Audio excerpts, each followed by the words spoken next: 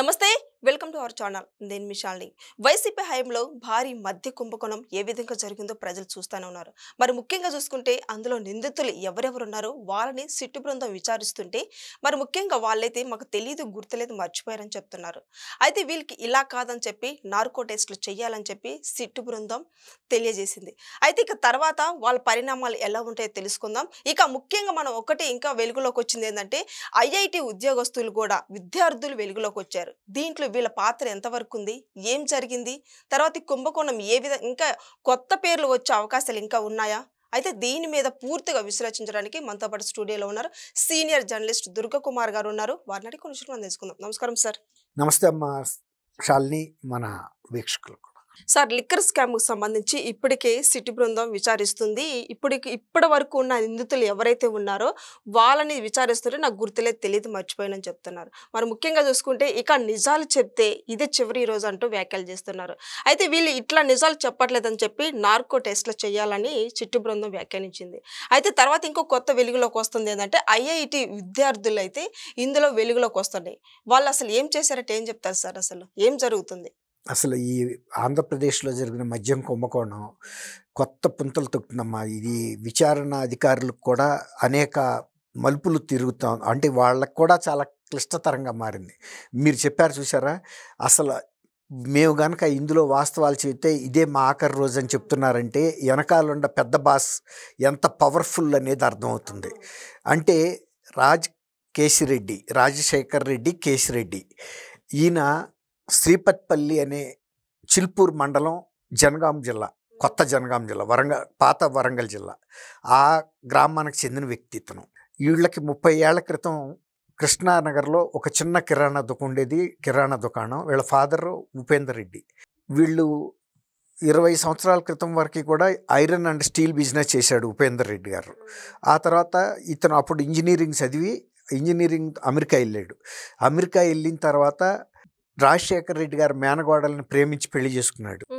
ఆ తర్వాత ఇక అతను ఇక్కడికి వస్తే చంపేస్తారనే ఒక భయంతో అతను ఇక్కడికి కూడా రాలేదు. కొంతకాలం తర్వాత రాజశేఖర్ రెడ్డి గారు చీఫ్ మినిస్టర్గా ఉన్నప్పుడు జగన్మోహన్ రెడ్డి గారు ఎప్పుడు అమెరికా వెళ్ళినా వీళ్ళ ఇంటికి వెళ్తూ ఉండేవాడు. ఎందుకంటే మేనత్తకి అల్లుడే. అప్పటికి కొంత 2 కుటుంబాల మధ్యలో ఉద్రిక్తలు తగ్గినాయి. అంటే నేను ఎందుకు చెబుతున్నా అంటే కేశిరెడ్డి అనే వ్యక్తి వాళ్ళ A1గా ఉండి వాళ్ళ కుటుంబ సభ్యురాలని వివాహం చేసుకున్నా కూడా తనకి గనక ఈ విషయాలు బయటికి పొక్కితే నాకు అది ఆఖరి రోజు అని చెప్తున్నాడంటే కుటుంబ బాంధవ్యాలు కూడా అక్కడ పనిచేయట్లేదు. అతను ఈ మొత్తం వ్యవహారాన్ని కింగ్ పిన్ అని చెప్పాలి. ఎంత పకడ్బందీగా దీన్ని నిర్వహించాడంటే తనకున్న తెలివితేటలన్నిటినీ కూడా ఉపయోగించి ఇవాళ కూడా బయటికి పూర్తిగా బయటపడనంత పకడ్బందీగా చేశాడంటే ఎంత ప్లానింగ్ ఉందో అర్థమవుతుంది. ఇప్పుడు నిరంజన్ రెడ్డి మాజీ ఐఏఎస్, జగన్మోహన్ రెడ్డి గారి కార్యాలయంలో పనిచేసిన కార్యదర్శి, కృష్ణమోహన్ రెడ్డి OST, వీళ్ళిద్దరు కూడా కృష్ణమోహన్ రెడ్డి కూడా IAS క్యాడర్ మనిషి. వీళ్ళిద్దరు కూడా ఇందులో ఇన్వాల్వ్ అయ్యి ఉన్నారు. తర్వాత చెవిరెడ్డి భాస్కర్ రెడ్డిని అరెస్ట్ చేస్తే కూడా చెవిరెడ్డి భాస్కర్ రెడ్డి విషయాలు మాత్రం బయటికి చెప్పలేదు.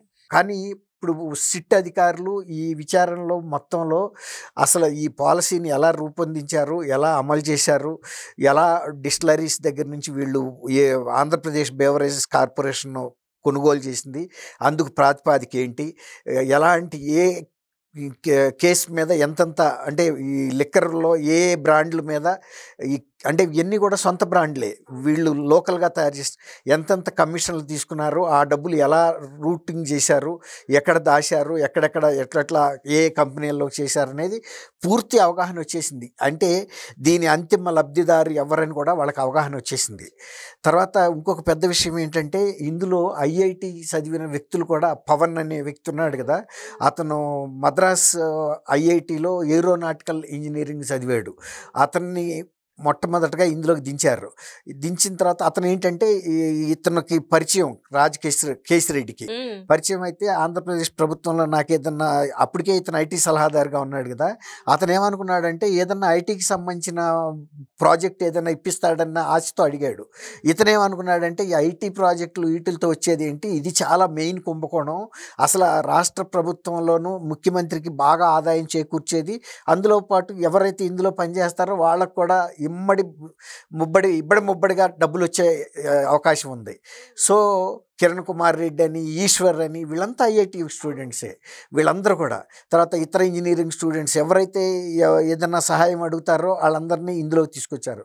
ఎందుకంటే ఈ డబ్బుని క్రమ పద్ధతిలో వసూలు చేయటం, వాటిని ఒక గమ్యస్థానాలకి చేరటం, తర్వాత ఎక్కడ ఎంతెంత కమిషన్లు వస్తున్నాయి, ఎంత సేల్స్ అవుతున్నాయి, తర్వాత ఏ బేవరేజెస్ నుంచి మనకి కిక్ బ్యాక్స్ ఎంత రావాలి, వాళ్ళకి ఎంత వెళ్ళాలి, ఇవి తర్వాత ఏ బ్రాండ్లకి ఆర్డర్స్ ఇవ్వాలి, ఎంత కూడా చాలా క్లోజ్గా మానిటర్ చేయటం అనేది చిన్న మాట కాదు. 99.7% రాక కూడా నగదు చలామణి అయింది. అంటే అంత మొత్తంలో నగదుని గ్రామ స్థాయి నుంచి దాన్ని అమరావతి వరకు తీసుకురావాలి. అంటే తాడేపల్లి ప్యాలెస్ రాక తీసుకురావాలి. మళ్ళీ అక్కడి నుంచి ఎక్కడెక్కడికి పంపాలో మళ్ళీ అక్కడ పంపాలి. ఇది చిన్న విషయం కాదు, ఎక్కడా బయటపడకూడదు. 5 సంవత్సరాలు వాళ్ళ ప్రభుత్వమే ఉంది కాబట్టి ఎక్కడ చెక్ పోస్టుల దగ్గర కానీ, లేకపోతే ఈ టోల్ గేట్ల దగ్గర కానీ ఇంకా ఎక్కడ కూడా ఈ వీటిని దాడి చేసి పట్టుకోకుండా వాళ్ళు మేనేజ్ చేయగలిగారంటేనే మనం అర్థం చేసుకోవచ్చు. గతంలో కూడా తాడేపల్లి ప్యాలెస్కి కూడా కంటైనర్లు వెళ్ళి అని కూడా అన్నప్పుడు అవి ఫర్నిచర్ అని అదని ఇదని. తర్వాత ఇంకోటి ఏంటంటే అవి కూడా ప్రోటోకాల్ని అంటే అధిగమించి వెళ్ళినాయి. అసలు జగన్మోహన్ రెడ్డి ప్యాలెస్ దగ్గరికి వెళ్ళాలంటే మినిస్టర్లకు కూడా వీలు కాదు. ఈవెన్ చిరంజీవి లాంటి హీరోలు కూడా ఎక్కడో దింపి నడిపించి తీసుకెళ్లారు. అలాంటి కంటైనర్లే అక్కడికి వెళ్ళిపోయినాయి అంటే అవి వాళ్ళకి సంబంధించిన చాలా ముఖ్యమైన పని మీద వచ్చిందనేది అర్థమవుతుంది. అయితే ఈ రాజ్ కేశిరెడ్డి ఈ ఐఐటి మీరు అడిగారు, ఐఐటి పిల్లలు కూడా ఇందులో ఉన్నారని. చాలామంది ఉన్నారు. ఇప్పటికే దాదాపు 10 మంది దాకా బయటపడ్డారు. కిరణ్ కుమార్ రెడ్డి అనే ఒక వ్యక్తి, అతను ఖరగ్పూర్ ఐఐటిలో చదివి ఖరగ్పూర్ ఐఐటి పూర్వ విద్యార్థుల సమావేశానికి వెళ్ళి తను ఏదో పెద్ద ఇందులో కుంభకోణంలో ఉన్నాడు. అతను చాలా డబ్బు హ్యాండిల్ చేస్తూ నాకు చాలా కంపెనీలు కార్యకలాపాలు ఉన్నాయి, 8 రాష్ట్రాల్లో విస్తరించి ఉన్నాయి, నేను ఇంత టర్న్ ఓవర్ చేస్తున్నాను అంత టర్న్ ఓవర్ చేస్తున్నాను అని అక్కడ పెద్ద బిల్డప్ ఇచ్చేసుకుని, అంటే తను ఒక పెద్ద ఇండస్ట్రియలిస్ట్గా తర్వాత అక్కడ 10 లక్షల రూపాయలు పూర్వ విద్యార్థుల సంఘానికి విరాళం ప్రకటించాడంటే అతను ఎంత డబ్బులు అప్పటికే కమాయించాడనేది సంపాదించాడో అర్థం చేసుకోవచ్చు. తర్వాత ఇది ఎప్పుడైతే అతను అక్కడ చెప్పాడో అతన్ని చాలామంది వెంటబడ్డారు. మాకు ఆంధ్రప్రదేశ్లో కానీ మీ కంపెనీల్లో అక్కడ ఇక్కడ మాకు ఏమన్నా ప్రాజెక్టులు ఇప్పించండి, ఉద్యోగాలు ఇప్పించమని. అట్లాంటి వాళ్ళందరినీ కూడా మళ్ళీ అతను తీసుకొచ్చేసి ఈ ఊబిలోకి దింపారు. ఈ ఊబిలోకి దింపినప్పుడు వాళ్ళు ఏమంటున్నారంటే ఇది ఆంధ్రప్రదేశ్ ప్రభుత్వానికి సంబంధించిన కార్యక్రమం అనుకున్నారు. కానీ కొద్ది రోజుల తర్వాత అర్థమైంది ఇది మొత్తం పెద్ద భారీ కుంభకోణం. అయితే మనకేంటిలే డబ్బులు అయితే వచ్చేస్తున్నాయి కదా, మనం అంతకన్నా పెద్దవాళ్ళు పైన ఉన్నారు, వాళ్ళు చూసుకుంటారు, మనం క్యారియర్స్గానే పనిచేశారు. వీళ్ళంతా డబ్బుని ట్రాన్స్పోర్టేషన్ చేయటంలో ఎక్కడికక్కడ గమ్యస్థానాలు చేర్చడం, గమ్యస్థానాల నుంచి మళ్ళీ ఇతర ఏజెంట్ల ద్వారా రకరకాల నిర్దేశిత ప్రదేశాలకి చేర్చడంలో వీళ్ళు ముఖ్య పాత్ర పోషించారు. ఇప్పుడు ఇవన్నీ కూడా బయటకు వచ్చినాయి. ఇప్పుడు ఈ పెద్ద నాయకులు A1గా ఉన్న కేశిరెడ్డి, రాజు వీళ్ళు చెప్పకపోయినా ఈ ఐఐటి బ్యాచ్ చెప్పేస్తున్నారు ఎక్కడెక్కడ ఏం జరిగింది. తర్వాత తాడేపల్లి దగ్గరే ఒక అపార్ట్మెంట్ తీసుకోవటం, ఆ అపార్ట్మెంట్లో భారీగా డబ్బులు బాక్సుల్లో తీసుకొచ్చి కార్టాన్స్లో నిల్వ చేయటం, ఆ నిల్వ చేసిన వాటికి అతను పవన్ అనే అతను ఒక గార్డుగా ఉంచడం, అతనే దాన్ని కర్త. అతను మళ్ళీ ఎవరెవరైతే కేశిరెడ్డి పంపిన వాళ్ళని డబ్బులు ఇవ్వాలి, తర్వాత చెవిరెడ్డి భాస్కర్ రెడ్డి కీలక పాత్ర వహించారు. అంటే ఈ డబ్బుల్ని ఎలా రూటింగ్ చేయాలి, ఎవరి ద్వారా చేయాలనేది ఎవరెవరికి చెప్తే వాళ్ళకి అతను అందజేశాడు. కొంత ఎన్నికల దీనికి ఖర్చులకు వాడామని చెప్పారు. తర్వాత విదేశాలకు ఎట్లెట్లా పంపించారనేది వీళ్ళంతా చెప్పారు. ఇది మీరు అన్నట్టు ఇది కొత్త కోణం. ఇప్పుడు వీళ్ళు మేము ఎట్టి పరిస్థితుల్లోనూ చెప్పమని భీష్మించి కూర్చుంటే ఇప్పుడు వీళ్ళ మీద నార్కో టెస్టులు చేయటానికి కూడా ఉన్నతాధికారులతో సంప్రదించి హైకోర్టులో పిటిషన్ వేసి పర్మిషన్ తీసుకోవటానికి పాలిగ్రాఫ్ టెస్టులు, బ్రెయిన్ మ్యాపింగు, ఇవన్నీ కూడా చాలా అడ్వాన్స్డ్ టెక్నాలజీ అనమాట. అంటే ఈ వీళ్ళు ఇక్కడ మాట్లాడుతున్నప్పుడు వాళ్ళు చెబుతున్నది కనుక అబద్ధం అయితే బీపీలోను వీటిలో తెలిసిపోతుంది ఈ పెడతారనమాట. మనకి ఈసీజీ తీసినప్పుడు ఎలా అయితే పెట్టేస్తారో అలాంటి ఎలక్ట్రోమాగ్నిఫైయర్స్ లాంటివి పెడతారనమాట బ్రెయిన్కి, కీలకమైన ప్రదేశాలన్నింటిలోనూ. ఎప్పుడైతే వీళ్ళు అబద్ధం చెబుతున్నారో ఆ పాలిగ్రాఫ్ టెస్ట్లో తెలిసిపోతుంది. కాబట్టి వీళ్ళు చెప్పేది అబద్ధమా కాదా అనేది ఈ టెక్నికల్గా తీసుకోవాల్సిందే తప్ప వీళ్ళని ఇప్పుడు చెవిరెడ్డి భాస్కర్ రెడ్డి మీద ఒత్తిడి తెస్తే నన్ను మానసికంగా హింసిస్తున్నారని ఆయన ఫిర్యాదు చేస్తున్నాడు. అట్లా రాజకేశిరెడ్డి అయితేనేమో కేశిరెడ్డి నేను బతకము, తర్వాత నిరంజన్ రెడ్డి అదే చెబుతున్నాడు, కృష్ణమోహన్ రెడ్డి అదే చెబుతున్నాడు. దీంట్లో దాదాపు 90 మంది దాకా కూడా ఈ నిందితులు తేలారు. మీరు అన్నట్టు రోజు రోజుకి పెరుగుతున్నారు. ఈ ఐఐటి బ్యాచ్ వాళ్ళని తీసుకురావటం అనేది స్టూడెంట్స్ని ఎవరైతే ఎంప్లాయ్మెంట్ కోసం చూస్తున్నారో లేకపోతే చిన్న చిన్న కంపెనీలు పెట్టుకుని వాళ్ళు ఇంకా పెరగాలని ప్రయత్నిస్తున్నారో వాళ్ళందరినీ ఈ ఊబిలోకి తీసుకొచ్చేసారు. ఈ ఊబిలో ఇట్లాంటి కాన్ఫిడెన్షియల్ పర్సన్స్ ఉండటం వల్లనే 5 సంవత్సరాల పాటు తర్వాత మేధస్సు కూడా ఉంది వాళ్ళకి. ఆ మేధస్సుని తప్పుడు మార్గాల్లో ఉపయోగించారు. అందువల్లే ఇది ఇంత పగడబందీగా అమలైంది. ఇప్పుడు చాలామంది అనుకుంటున్నది ఏంటంటే నిజంగా ఇంత నగదు చలామణి అవుతున్న ఇంత క్వాంటమ్ ఆఫ్ మనీ వేరే కళ్ళకి కనపడకుండా ఎలా ఇంతకాలం ఆంధ్రప్రదేశ్లోనూ ఇతర సార్లు తిరిగిందనేది. మరి ఇంత బ్రెయిన్స్ ఉన్నాయి దాని వెనకాల, ఐఐటి బ్రెయిన్స్. ఐఐటి వాళ్ళంటే మామూలు మేధావులు కాదు. అలాంటి వాళ్ళందరినీ రాజకేశిరెడ్డి ఇందులో ఇరికిచ్చాడు. ఇప్పుడు వాళ్ళ భవిష్యత్తు కూడా అంధకారంలో పడిపోయింది. ఇప్పుడు సిట్ అధికారులు కూడా ఆశ్చర్యపోతున్నారు. ఇంతమంది ఐఐటి లాంటి అత్యున్నతమైనటువంటి విద్యాలయాల్లో, విద్యా సంస్థల్లో ఇంజనీరింగ్ పట్టభద్రులు ఉన్నారా అని. ఇప్పుడు ఈ కేసు బయటకి రావాలి అంటే ఈ నార్కో టెస్టులు, పాలీగ్రాఫ్ టెస్టులు, తర్వాత బ్రెయిన్ మ్యాపింగు ఇవన్నీ కూడా జరుగుతాయి. ఇవి హైకోర్టు కూడా ఇస్తుంది. ఎందుకంటే ఇంత పెద్ద కుంభకోణంలో నిందితులు అందరూ కూడా హై రేంజ్ మనుషులు. వాళ్ళ మీద దౌర్జన్యం అంటే కొంచెం ఏదన్నా ఒత్తిడి చేసి చెప్పించడానికి కూడా అనుకూలం లేని వ్యక్తులు కాబట్టి సైంటిఫిక్ ఎవిడెన్స్ ద్వారానే తీసుకోవాలి. రెండోది ఏంటంటే ఇప్పుడు పోలీస్ అధికారులకి ఈ కుంభకోణం అంశాలు తెలియదని కాదు, కానీ తెలుసు. కానీ వీళ్ళు ఏకీభవించట్లేదు కాబట్టి రేపు కోర్టులో ప్రూవ్ చేయలేకపోతామేమో అనే ఒక భయం కూడా అధికారుల్లో ఉంది. వీళ్ళకన్నా తెలివిగా వాళ్ళు ఇంట్రాగేషన్ ద్వారా కొంత చెప్పించగలిగారు, ఒక అవగాహనకు వచ్చారు. సర్కమ్స్టాన్షియల్ ఎవిడెన్స్ కూడా మీరు ఇదిగో ఈ టైముల్లో ఇక్కడున్నారు, టెలిఫోనిక్ దీన్ని సెటిలైట్ ద్వారా ఏ ఫోన్స్ ఎక్కడెక్కడ ఉన్నాయి, ఇవన్నీ కూడా ఏ టవర్స్లో ఉన్నాయి, ఇలాంటి కొన్ని టెక్నికల్ ఎవిడెన్సెస్ కూడా వాళ్ళ ముందు పెట్టి కూడా ఇవి నిందితుల ముందు కూడా అడిగినప్పుడు వాళ్ళు మౌనం వహిస్తున్నారు. అంటే కాదనలేని పరిస్థితి. అట్లా అని ఒప్పుకోవటం లేదు. కాబట్టి ఇవన్నీ కోర్టులో ప్రూవ్ చేయటం కోసం కొంత సాంకేతికమైనటువంటి సాక్ష్యాల సేకరణకి వాళ్ళ సిట్ అధికారులు ముందుకు వెళ్తున్నారు.